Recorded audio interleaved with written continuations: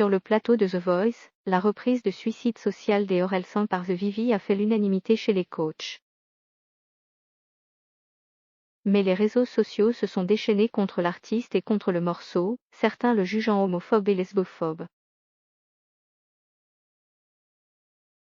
Une polémique qui ne date pas d'hier. De plus en plus de candidats prennent le parti de proposer des morceaux différents lors de leurs auditions à l'aveugle pour The Voice.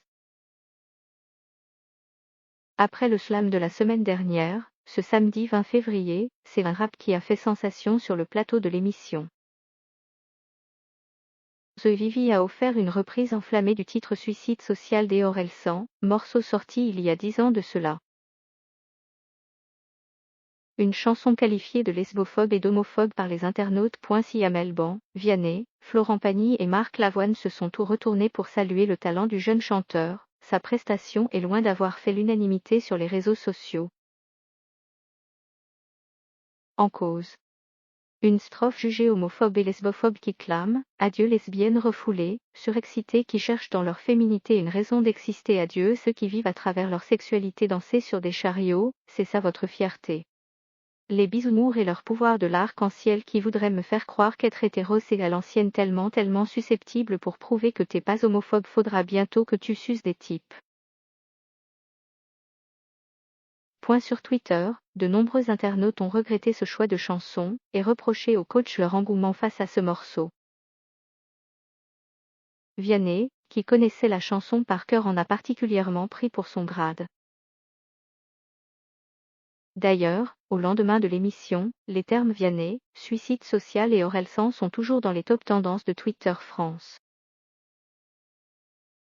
Orelsan s'était déjà défendu en 2011. Sans surprise, les défenseurs des Orelsan n'ont pas tardé à prendre sa défense sur les réseaux sociaux, affirmant que la chanson tapait sur absolument tout le monde, que ce soit les riches, les pauvres, les sudistes, les parisiens ou encore les migrants. Lors de la sortie du morceau, le principal intéressé avait pris la parole dans les colonnes de l'Express, se défendant d'avoir signé un morceau homophobe. Suicide social, c'est vraiment une série de clichés. J'aurais pu faire durer la chanson 4 minutes de plus. Pour moi, parler des gens en tant que groupe, en tant que classe sociale, en tant que couche, c'est de la connerie.